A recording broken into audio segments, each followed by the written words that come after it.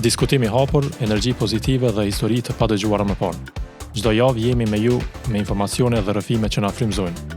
Përmbajtje me vlerë që ju bën pjesë të një bote plot inspirim. Bashkoni me ne sepse çdo javë kemi diçka të re për të zbuluar. Çdo histori fillon këtu. Eksperime vjen çdo javë në drejtimin e Majlinda Kovaçit.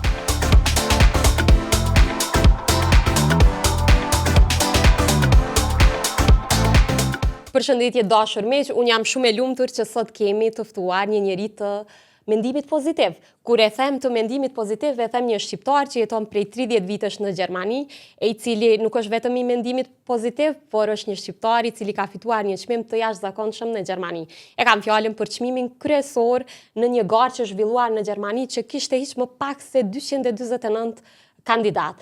Unë jam shumë e lumtur që përballë meje sot është zotri Fitim Brahimi nga Mitrovica. Fitim, mirë se erdhe. Mirë se u gjeta, faleminderit shumë për mundësinë, faleminderit edhe për dëshirën të jeni pjesë e kësaj fitore që ndodhi nga shpirti, nga vullneti për Kosovën, sepse u prezantova si shqiptar nga Kosova.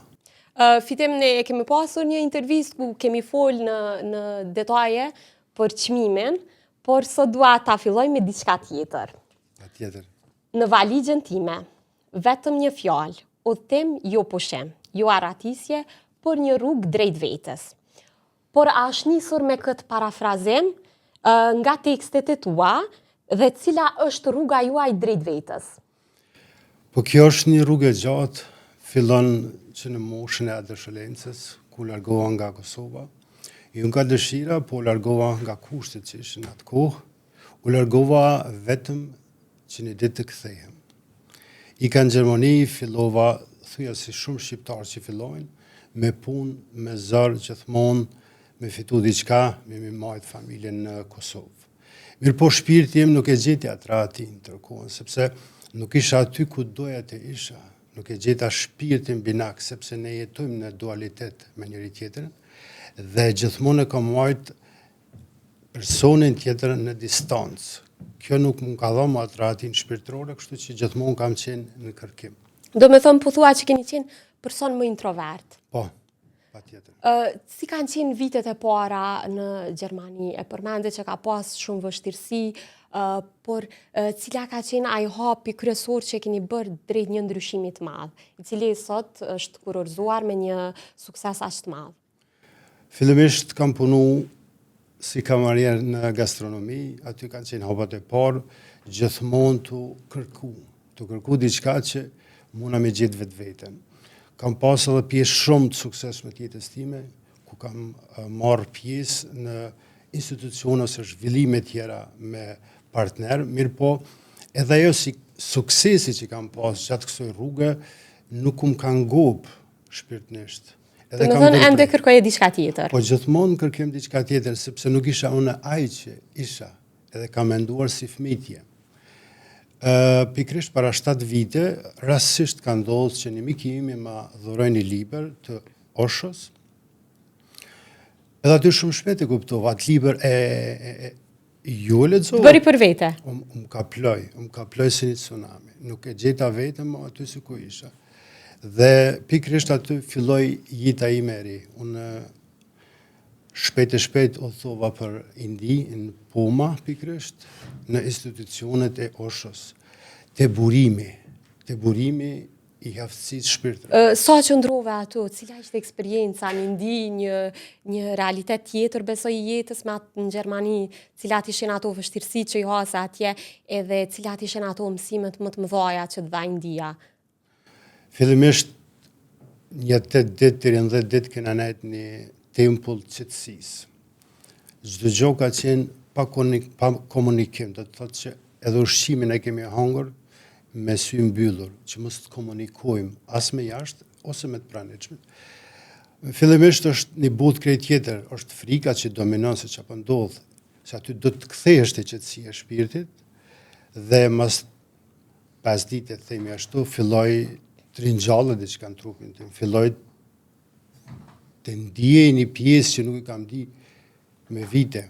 Aty e gjeta shpirtin binak, aty e gjeta fitimin e vërtet. Dhe aty e bënëm një partneritet, një marrëveshje njëri me tjetrin, Dhe mas kësaj faze, çdo gjë ishte e qartë. Komunikimi shpirtëror është heshtja. Jo me fol jashtë mase, po me fol në heshtje me vetvete. A ishte vështirë, do me thënë, kur ishin ato mësimet e para, ato meditimet që vetëm heshtje, a kishte raste kur thoja me vete, mos nuk është kjo çfarë po kërkojon? Sepse fillimisht u ndeshe me një realitet të panjohur për ty, besoj. Dyshimet më të mëdha që i kemi në vetveten. E kemi egon që na ngushton shpirtërisht, po e kemi edhe egon që na thotë, po mos isha unë, ti nuk ekziston. Kjo pjesë duhet me vdek. Kjo është e rëndësishme. Me vdek për më ardha e pjesa e këndshme. Kom pas momente shumë trona, kom pas momente ku nuk e kam gjetë gjithë ditën veten, kam qenë si një lloj transit ashtu quajtur, mirë po kum vazhdu.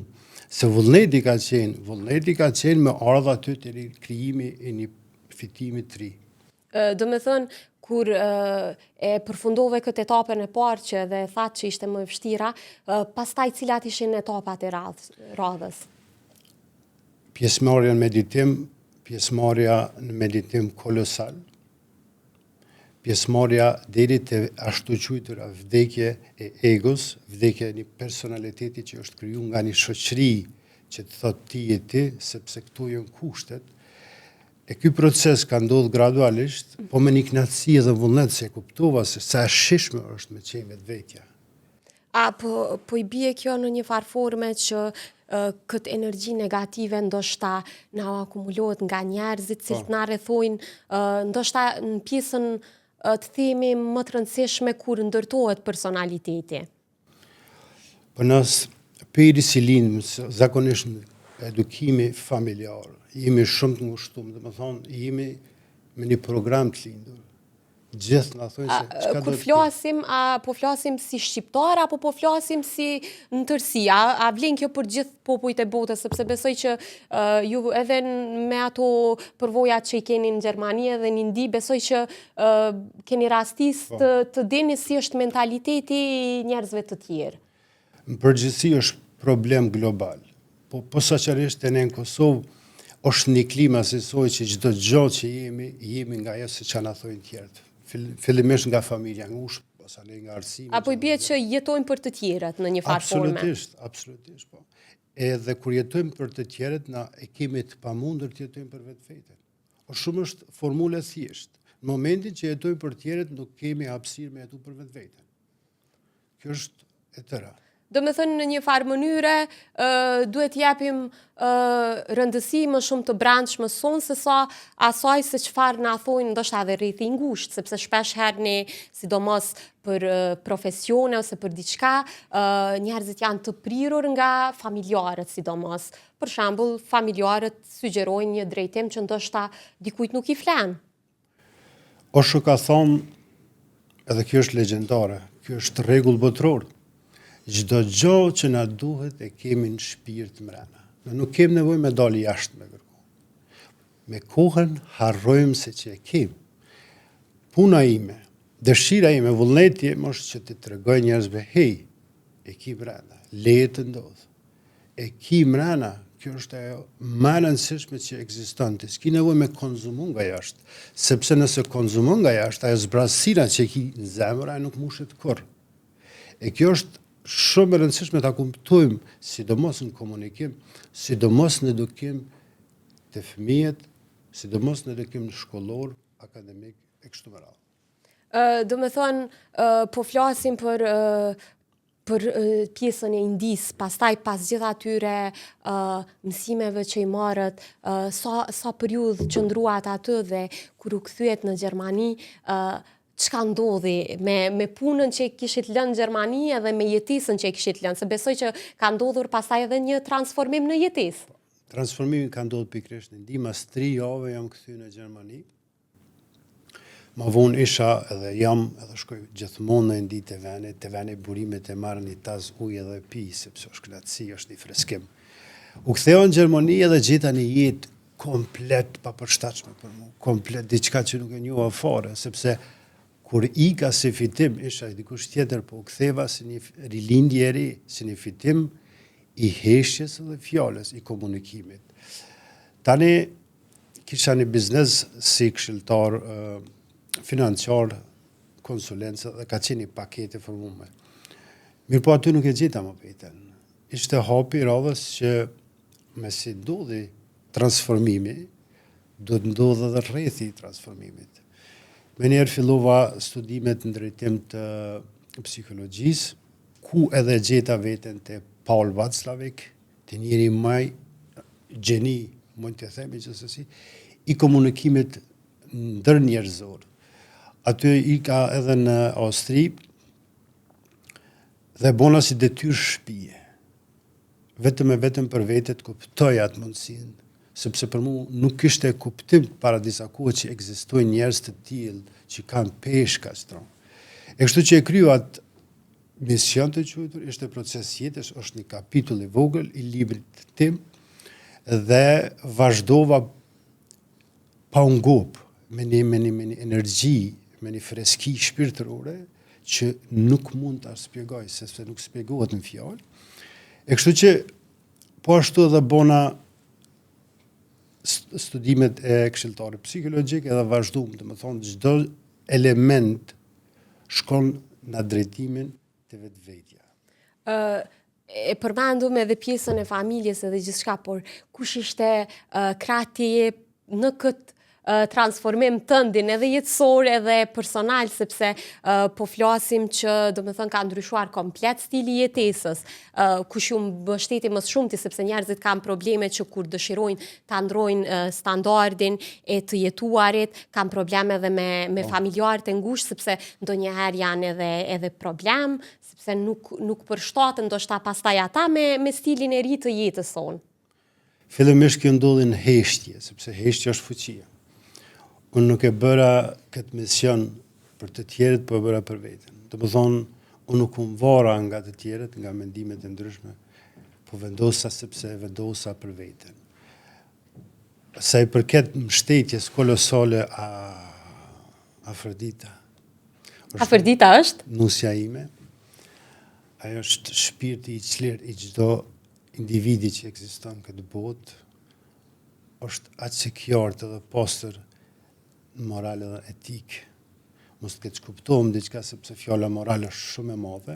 Shumë e gjerë si nocion. Po ka pjesë të ndryshme, mirë po për mua ishte ajo pështimi. Pështimi i jetës, pështimi i fitimit, mbështetja kolosale në çdo aspekt, sepse na kur bëjmë ndryshim, na do të kemi patjetër mbështetje, për arsye se ti e lën në jetë mbrapa që kërkon menaxhim kur nuk jeti aty, që kërkon dashni, që kërkon energji.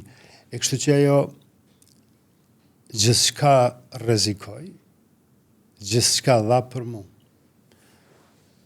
Edhe aty gjeta mbështetjen, edhe ajo më tregoi që ndryshimi është pjesë e jetës, çdo ndryshim ku e gjon vetveten është ajo pjesa më e këndshme e jetës.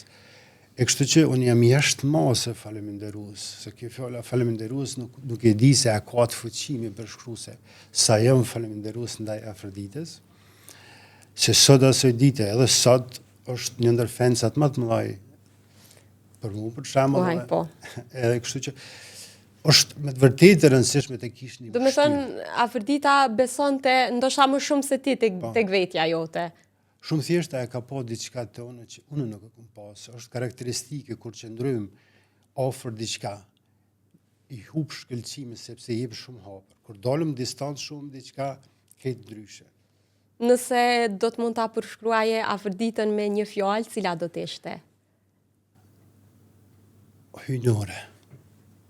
Kjo do të ishte fjala që e përshkruan Afroditën shumë pak, sepse duhet shumë për me përshkruar. Nuk është fjala vetëm te unë, po është fjala se qysh është ajo jetën, qysh është njerëz, qysh është dashnia ndaj njerëzimit.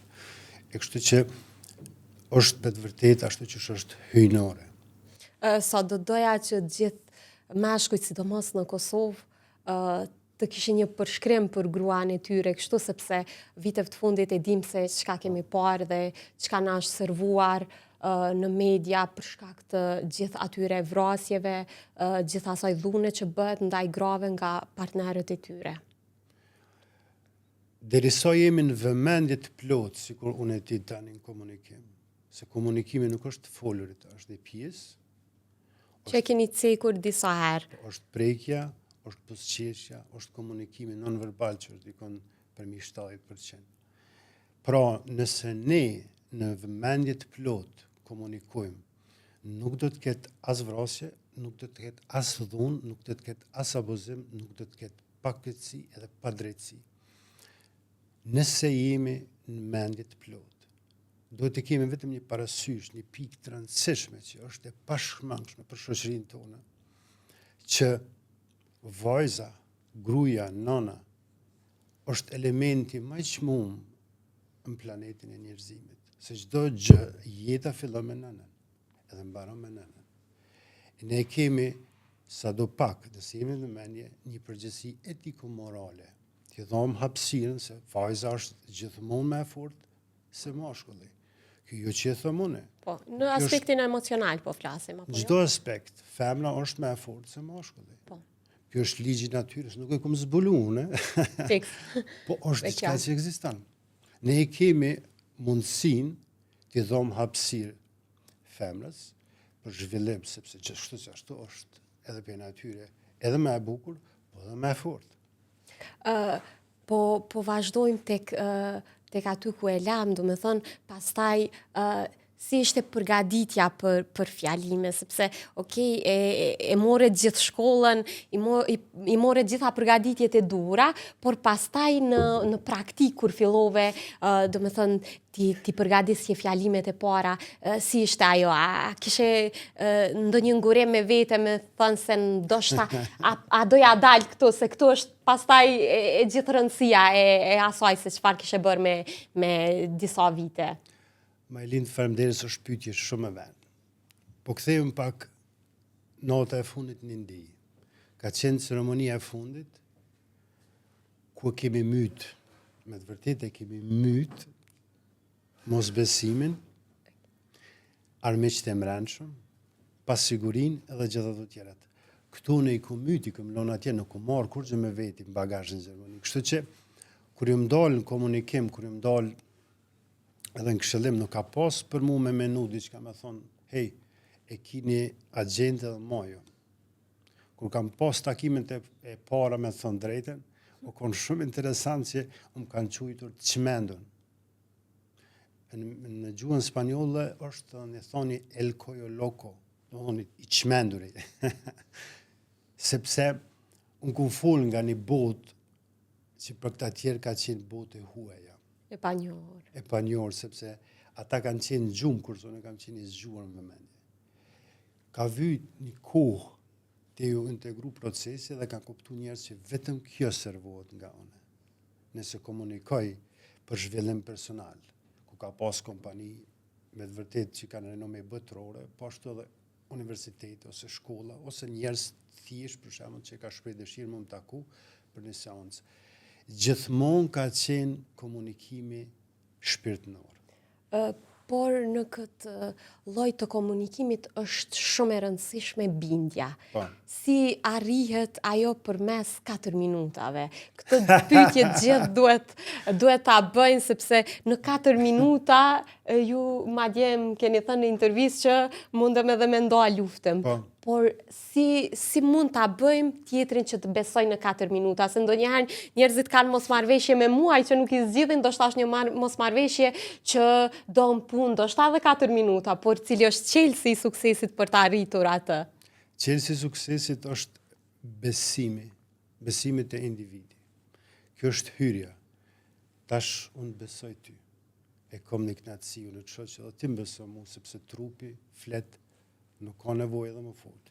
Mirë po, në momentin kur ose në momentin kur unë krijoj një fotografi të vëmendje jote, që do të bartë të në jetën, edhe do e kesh si diçka të mirë, si një moment në ngjarje që ti do ikë mendja her pas here, kjo jetë, do më thonë, mrena 4 minuta, duhet të formosh besën, që është e pashmangshme, kur është besa ndodh çdo gjë, dhe momenti i duhet të krijosh një fotografi për tjetrin që të jetë gjithë jetën në kokë.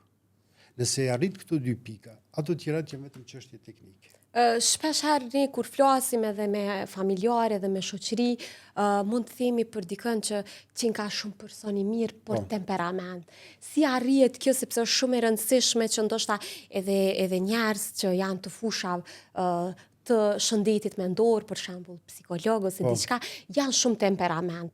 Edhe dëgjojmë pastaj si mundet, ta nashkalohet kjo pjesë që mos me pas durimin, por ta ketë temperamenti. Si mund të menaxhohet kjo pjesë, sepse shpesh herë ndëgjojmë që njerëzit kanë probleme me këtë. Sidomos ne shqiptarët e di që e përmendin shpesh që gjithë popujt tjerë thonë që për shqiptarët janë shumë temperament.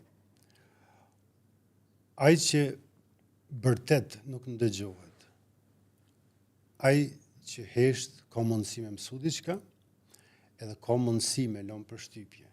Ai që vërtet është një zhurmë që na pengon. Hiç më shumë as më pak.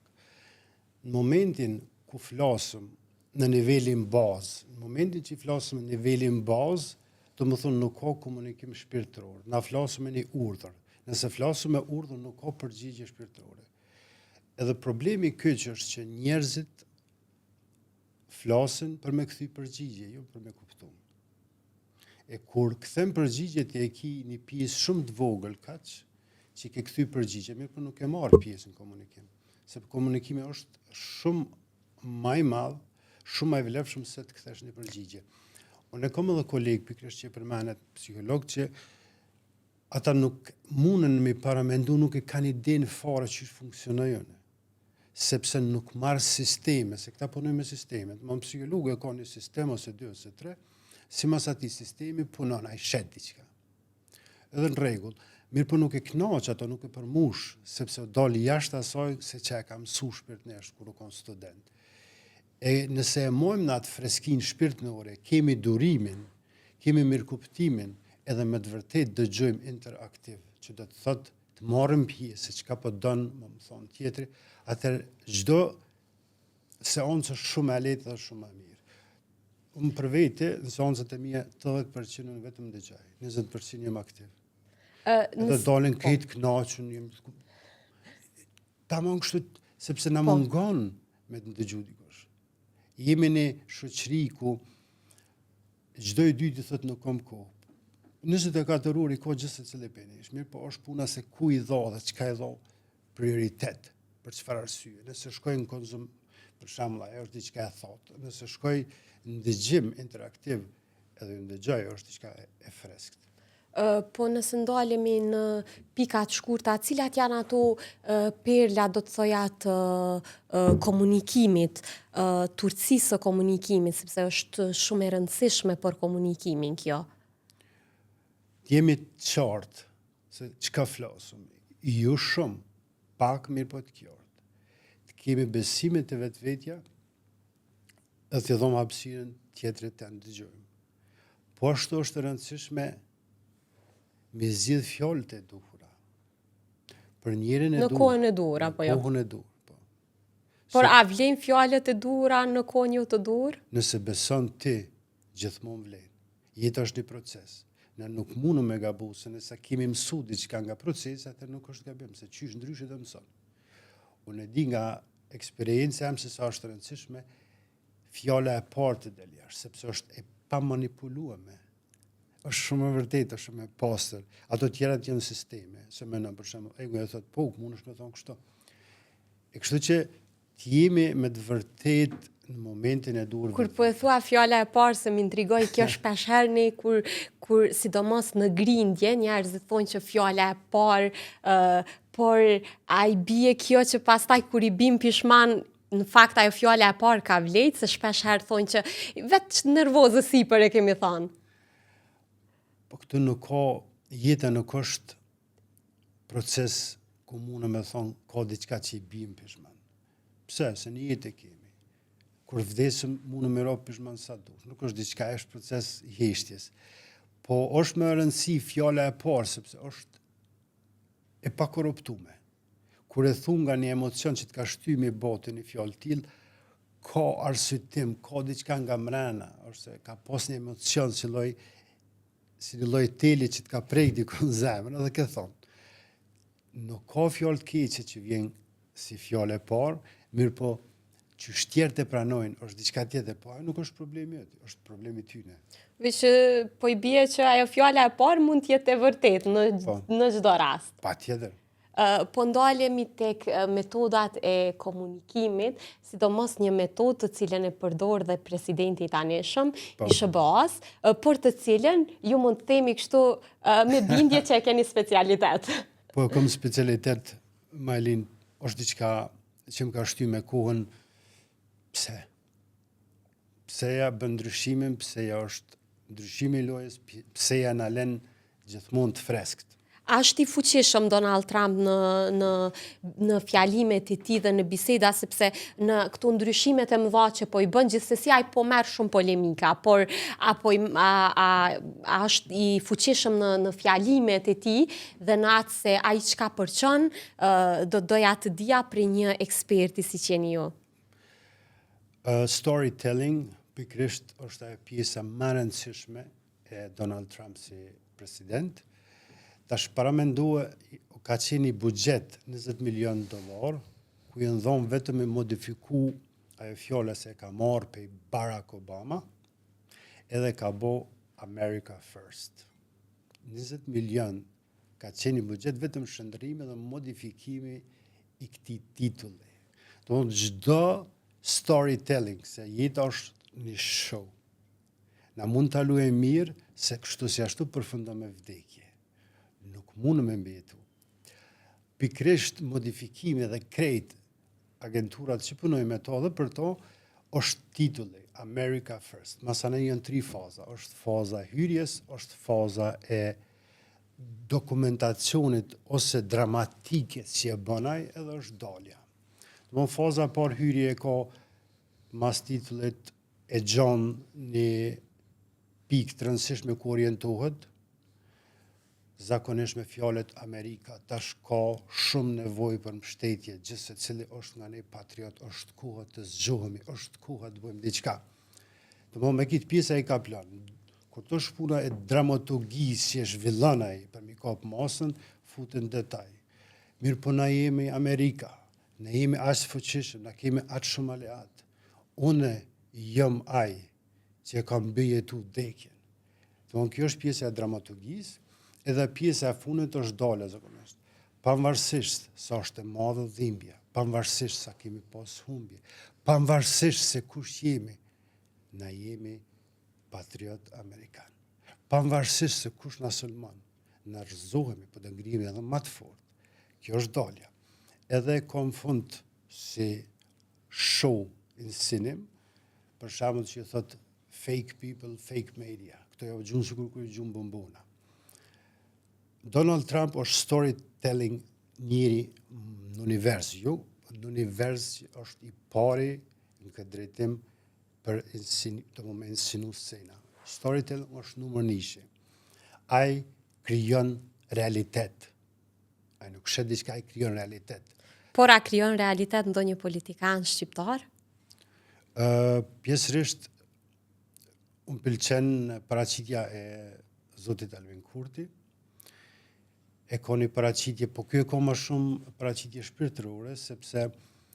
Cila është më e rëndësishme, do të thonit ju, paraqitja shpirtërore, apo ajo të cilën veç se e folëm për Donald Trumpin? Po këto janë 2 botra të komplet ndryshe. Një shtat më i fuqishëm në botë me një shtat me 1.5 milion banor, që është një dallim shumë i madh. Albin Kurti e bën ato në atë formën e këndshme, në formën njerëzore, me shpirt e zemër, me dashni, me energji, po ka dhe pikë strategjike që janë involvuar në storytelling, ajo është absolut e freskët.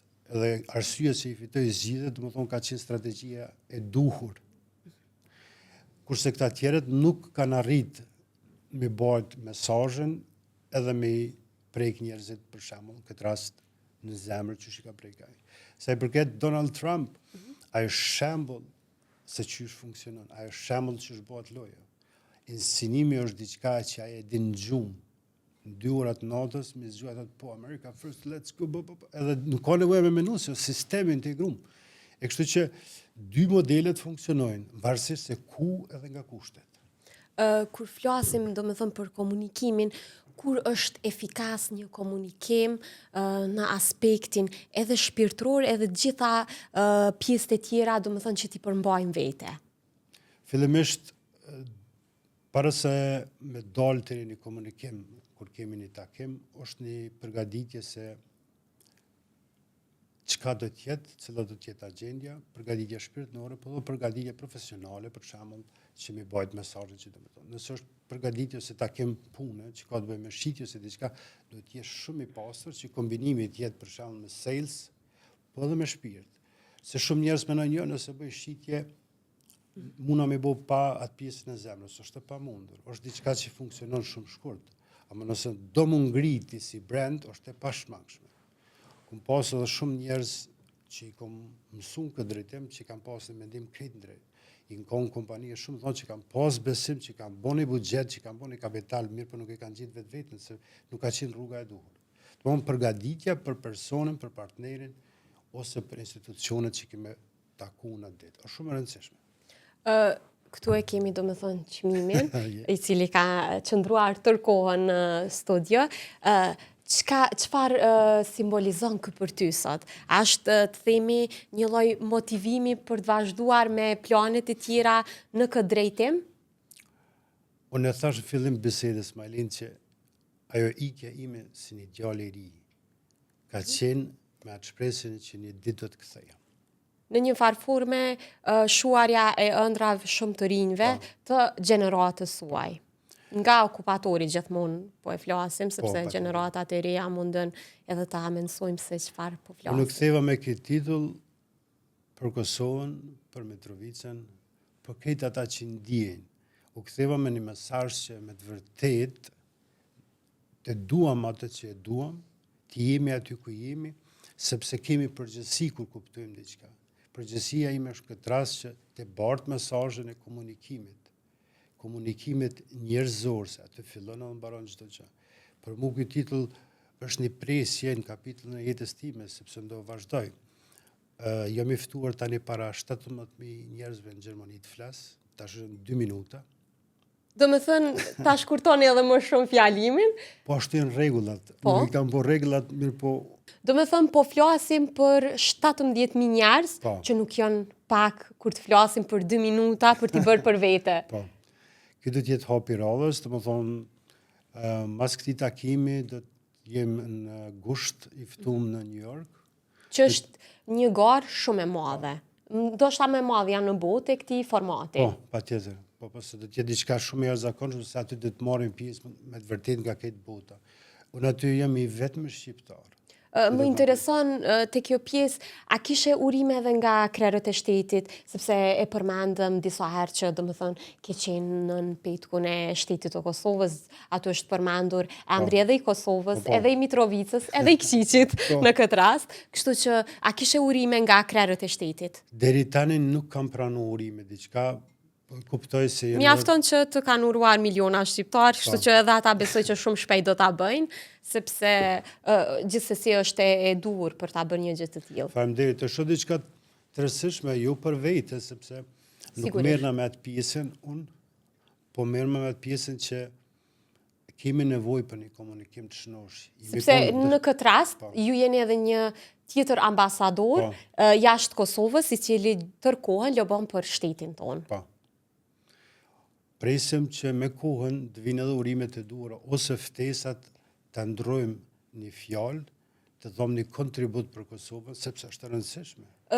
E dim që krerët e shtetit kanë këshilltar, edhe sidomos shumë krerë të shtetit, besoj që një prej tyre, do më thënë janë edhe krerët e shtetit serb, të cilët tërkohës kanë pres fetar dhe këshilltar shumë të fuqishëm të mendimit pozitiv në për takime të rëndësishme.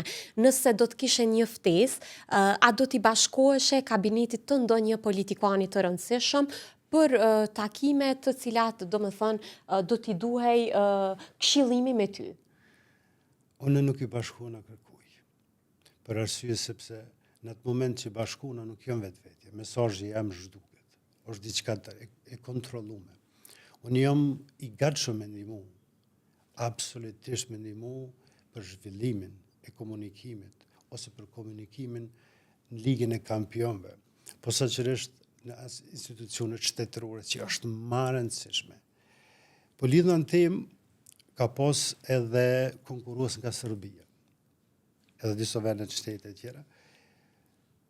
E di që buxheti që i jepet për zhvillim të komunikimit është mëramëns, sidomos Shteti serb. Nga Serbia ose nga Kroacia, disa vende tjera.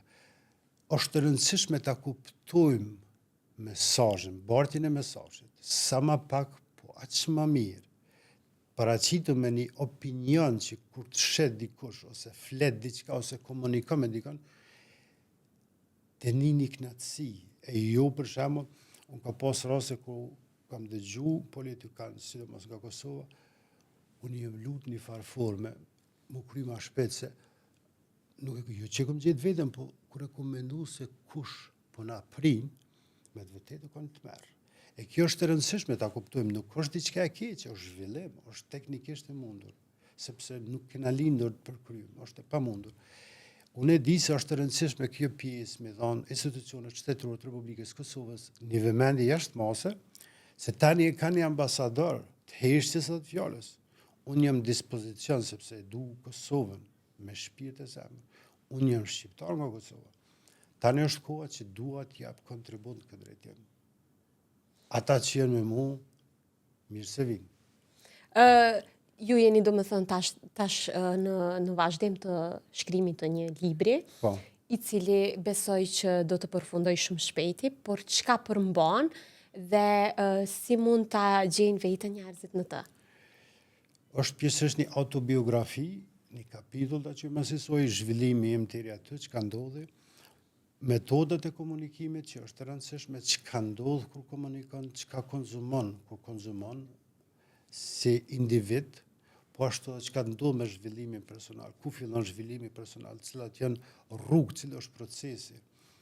Ka dhe pjesë që ka të bëj me takime, se kam pasur takime me shumë njerëz që kanë lënë gjurmë në botën e financave, si në Gjermani, si në Amerikë, si në Kosovë, ka dhe shumë njerëz të aftë, për shembull nga Kosova, që kam pas bashkëpunim me to, edhe i kam ofru kompanitë që me ardhë të bashkëpunimi, e kështu që do të jetë një libër shumë interesant, do të jetë një libër shumë e përzemërt, do të jetë një libër e një kapitulli një fëmijë që iku nga Kosova, se kam qenë atëherë shumë i ri, edhe gjeti vetën i botë ku nuk i bo më njerë shtëpi, po ishte proces. Se shumë njerëz menojnë që kur të bëjnë një ndrrem e gjojnë një shtëpi dikon tjetër, me po kjo fjolla shtëpi është shumë e madhe. E për veti është një proces, besoj, i dhemshëm, në për cilin gjithsesi ju keni kaluar, por që ka rezultuar me sukses në fund. Po, patjetër po. E këtu jenë pjesë, do të ketë edhe pjesë tjera, mirë po, këtu është rëndësia ose thelbi i mesazhit, sepse mas së libri jemi të përgatitur një libër tjetër, se kam për të folur, kam një bagazh. Ashtë, do më thënë, librin e dytë është në bashkëpunim me dikë tjetër, a do të ketë përmbledhje, apo? Jo, ka bashkëpunime, do të ketë shumë bashkëpunime, do të ketë edhe shumë tema interesante që do të prekum, që do të lidhet edhe me librin e parë, domethënë ai që e lexon librin e parë do gjë. A do të vijë, domethënë, si vazhdimsi e librit të parë? Po se pjesa e parë do të jetë hyrja, për shembull, çfarë do ndodh, mirë po jeta është një proces, vazhdon, kështu që ato pjesë do të implementohen librin e dytë, do të ketë bashkëpunime kolosale me njerëz me renomë botërore. Është një freski sepse ideja, qëllimi i këtij librit është motivimi, një rinie që kemi një rini shumë të shnosh, një rini shumë të mirë po është momenti që ndikimi të jetë që çdo gjë e posedojmë në shpirt, vetëm e vetëm të kuptojmë se si funksionon, se na mundu me fol e kom një cilë me arrit diçka mirë, po nëse nuk ki disiplina, nuk e ki rrugën e qartë qysh arritjeri këto, është pak vështirë se çdo gjë do të më lytë dhe më hulumtu vetë, merr shumë kohë. E kështu që po du me kursuj kohë tjetër, sepse është një element që nuk na kthehet kurrë, është vetëm element që nuk mundëm i blej me pare, kështu që të bëjmë diçka të mirë për me i aftësu njerëz për me gjithë vetë. A do të kemi takime në masë më të madhe, do me thënë në Kosovë, për gjithë ata që janë të interesuar për të parë fjalimet e një folësi profesionist? Ajo do të vjetë si pasoj e kohës, e momentit, jemi në krijimin e një ekipi, se teknikisht do të organizohet dhe jemi me të vërtetë duhet një punë kolosale për është një punë e madhe, është një punë organizimit e di. Tash para mendohet kum kriju edhe Spikas, Fitim Brahimi Spikas Akademi, është akademia e parë në këtë botë për një shqiptar e krijuar. E cila operon për momentin ku? Në Gjermani është baza, është formuta, dhe prisni do me thënë ta sjellni edhe në Kosovë? Patjetër. Jam i licencum para mendo 7 licenca i kam, sa i përket. Jam i vetmi person që i posedon 7 licenca, që i përfshin në komunikim Spika Akademi. Dhe më thonë, ndër tjera është partner Herman Shera, numër 1 në Evropë, jam i licencum programin e ti, njëm i marë, po ashtu edhe institucione ku kam kryer studime, ku kam marrë pjesë. Shkrimet e mia do të vërtetohen shkencëtarisht, që janë përpunim e sipër nga shkencëtar botror, që ajo që a flas unë, nuk e flas vetëm për shembull, është diçka që mendoj është mirë, pa do të ketë një omblen që do të jetë e vërtetuar nga 50 shkencëtar botror. Kur flasim, do me thënë, e tha që diçka që ju flisni, do të jetë edhe që unë nuk e kam dyshimin që do të jetë ashtu, sepse në vazhdimsi na keni treguar që gjithë shka që e keni bërë ka qenë në mënyrën më profesionale të duhur, por do doja që ta kemi këtu një fjalim të shkurt nga jo, të cilin ju do ta zgjidhni, por të cilën gjithsesi që të gjithë ata që na shohin do të kenë mundësi ta gjejnë veten atë. Për ata që nuk më njohën, unë jam Fitim Brahimi, shqiptari i parë në histori që fiton titullin Spika Slam në Wiesbaden të Gjermanisë, me një formulë shpirtërore. Tani për ata që na shohin, mesazhi im do të jetë ky.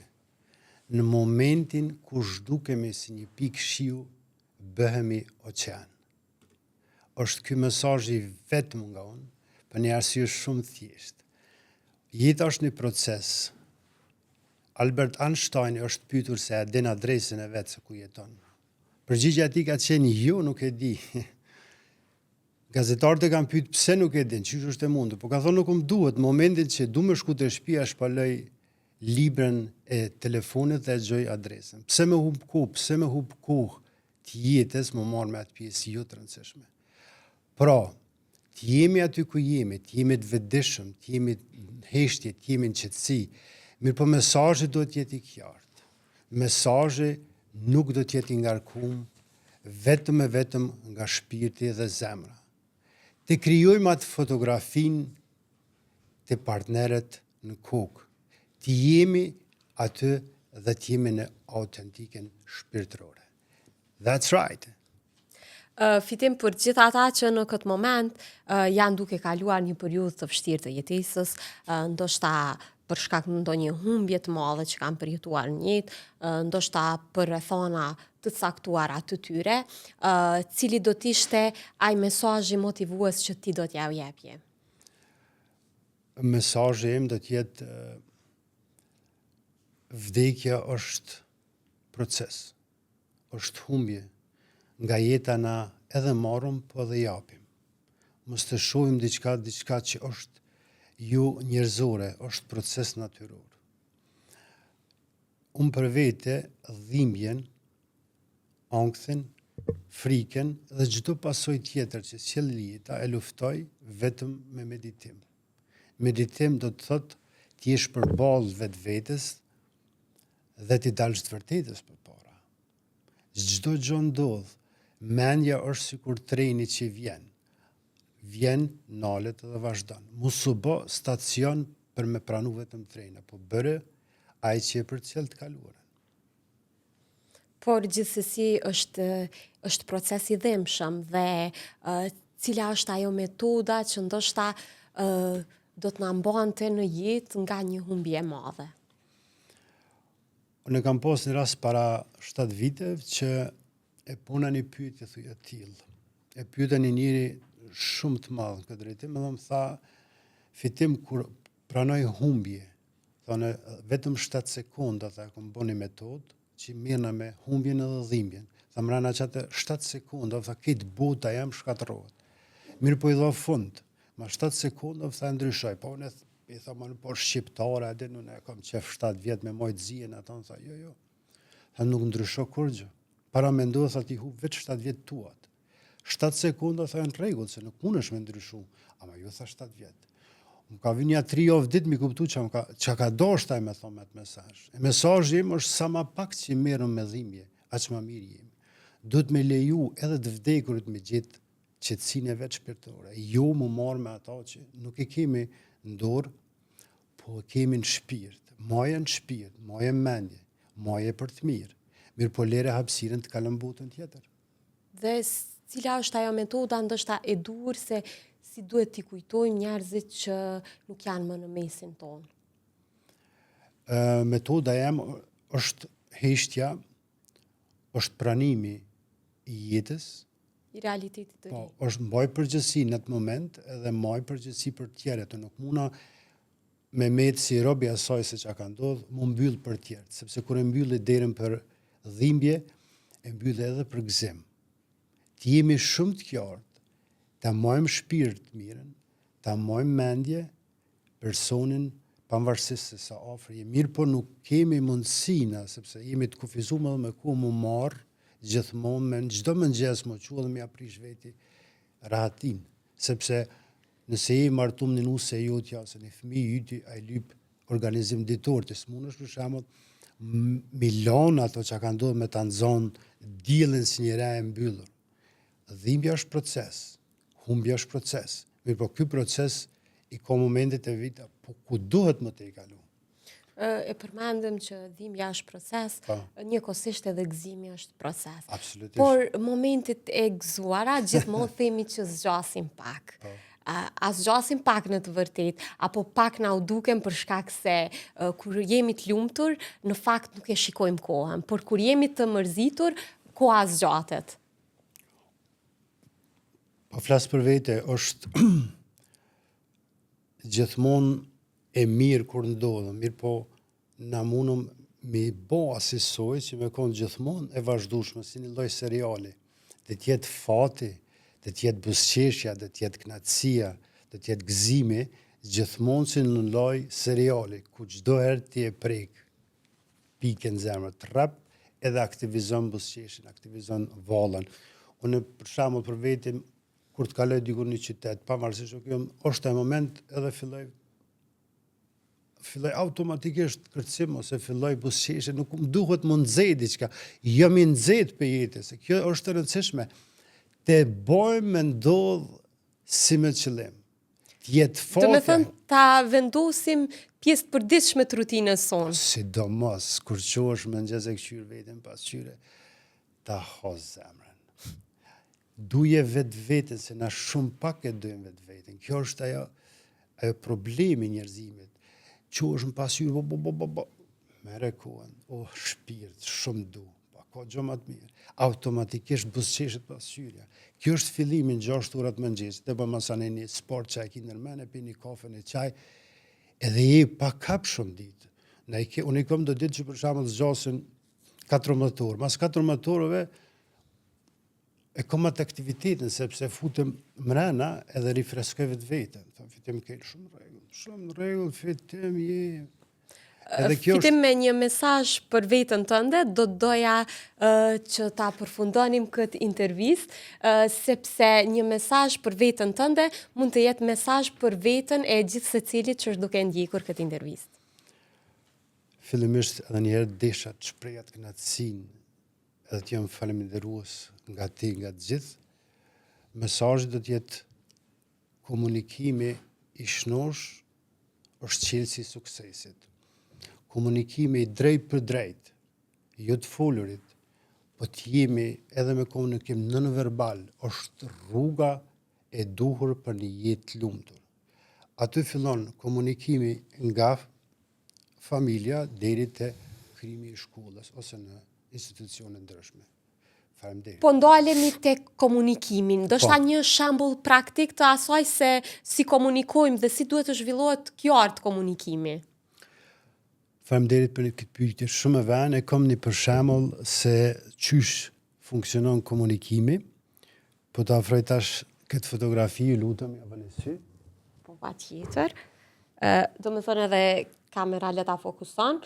Unë këtu po e shoh një luan. Po.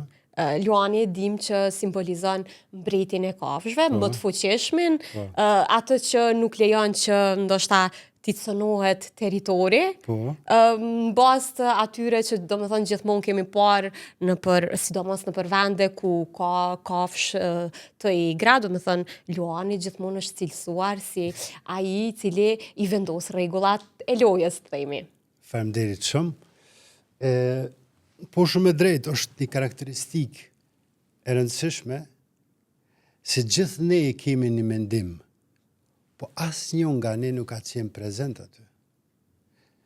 Rëndësia e komunikimit është që ne komunikojmë me dollapa hapur. Do të thonë ne kemi një mendje e nuk kemi qenë pranë shumë hiç. Do me thënë kemi një mendim por që nuk jemi duke e bashkëjetuar, sepse nuk jemi në vendin.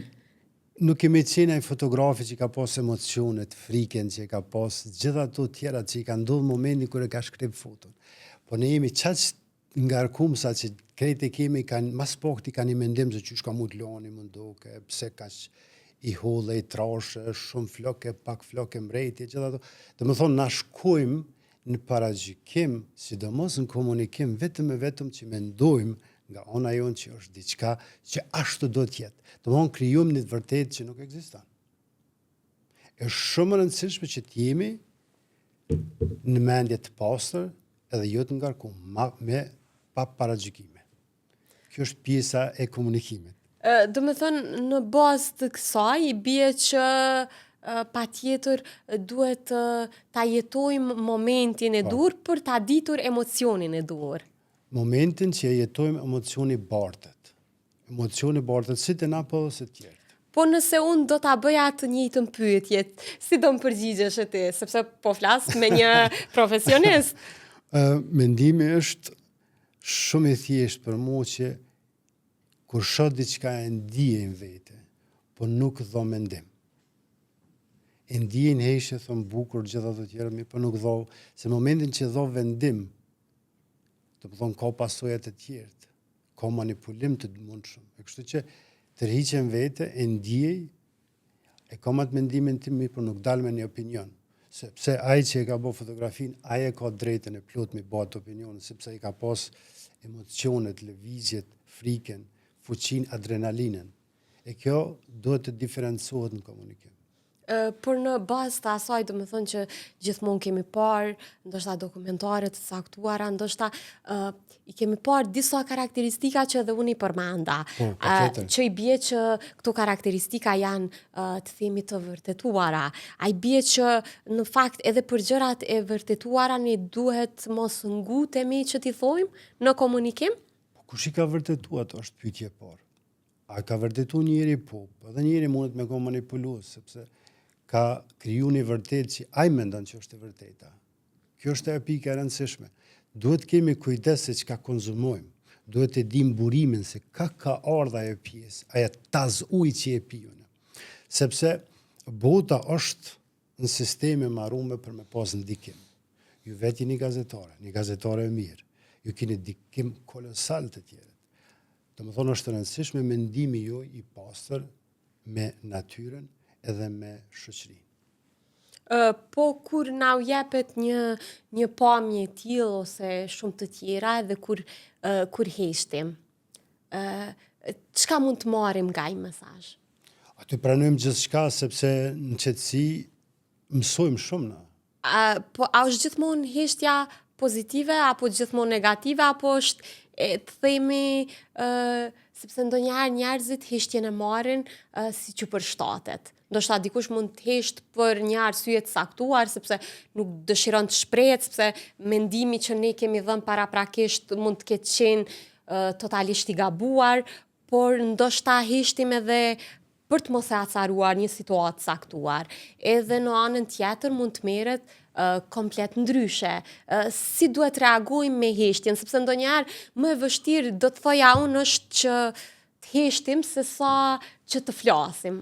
Po, është dinamika e shoqërisë na vazhdon gjithmonë të jemi në komunikim të folur. E kam pas një rast, ka qenë një seminar që kam marrë edhe i më konë të performu, u qunë jo në komë dhe piskiti, tha tigën e shtarë, edhe piskiti jashtë masë.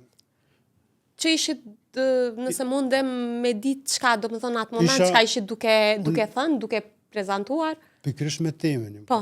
Ata është një kompani ka qenë, në kom 120 punëtorë që në konë, dhe kom bo, do më thonë, kom kombinu temen teme, ato se që au kërku për shqitje. Po. Edhe u quaj në kom, tha, ti gënë e shtare, po flet diqka me manipulimin ato, edhe nuk u nalë.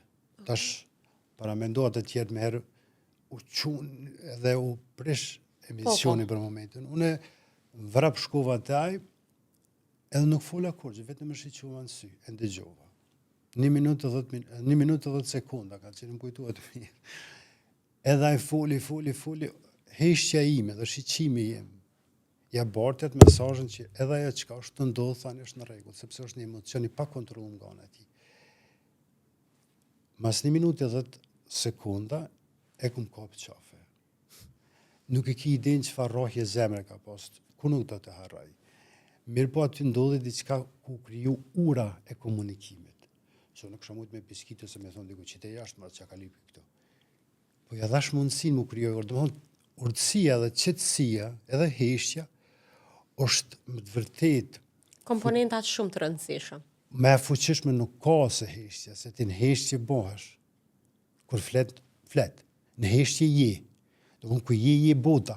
Unë po flas nga ajo që kam përjetu, u qafëm, të rëp e shtrëngova, këtë energjin ja barta, edhe ai e lëshoj trupi. Të rëp, u kuptu që po. Sot është një ndërfencat më të mëdhaj personalisht. E thashtë të mëni për shembull që mi kuptu se heshtja me të vërtet, jo, qysh heshti.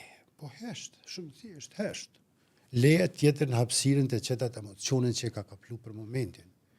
Po leja të hapësiren edhe mu këthy, se gjithë se cilin nga ne i duhet një shansë e dytë, se pa shansë dytë nuk funksionon kurgjë. E nëse ne i shkojmë me të njëjtat emocione, atër ka vetëm përballim. Aty ndodhë luftë. Komunikimi është heshtja. Besoj që tham shumë qka, do të kemi shumë qka për të thënë edhe herave të tjera, kur do t'jeni edhe me libra të cilat do t'i kemi dhe do t'marim, do më thënë, gjitha ato shkuarje të juaja në takimet të radhës, do t'marim informacione të reja se gjithçka se si ka shkuar. Unë ju falenderoj shumë për kohën, ishte kënaqësi, në fakt ishte një bisedë, mund të themi që për gjithë ata që na kanë shikuar, ishte shumë biseda që ne i bëjmë çdo ditë pa u sforcuar, por duke marrur mendime për gjëra të cilat na ndeshin çdo ditë. Gjërat përditshme, por që këtë radhë ishin me një profesionist. Faleminderit shumë, e vlerësoj jashtëmose, miru pafshim. Faleminderit shumë. Deri në eksprimin e radhës, miru takofshim.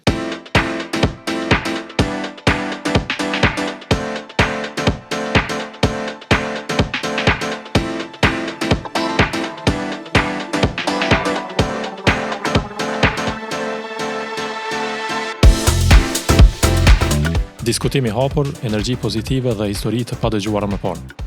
Çdo javë jemi me ju me informacione dhe rrëfime që na frymëzojnë. Përmbajtje me vlerë që ju bën pjesë të një bote plot inspirim. Bashkoni me ne sepse çdo javë kemi diçka të re për të zbuluar. Çdo histori fillon këtu.